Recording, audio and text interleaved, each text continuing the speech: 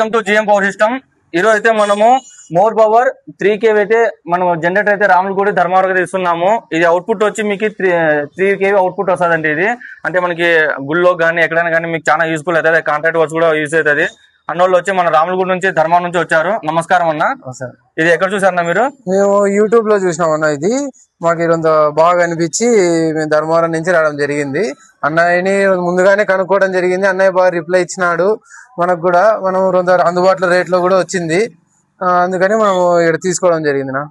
ఇది ఇది ప్యాటర్న్స్ వస్తే ఇది 3500 అంటన్నా. మీకు మాక్సిమం అవుట్పుట్ 3 kV వస్తుంది.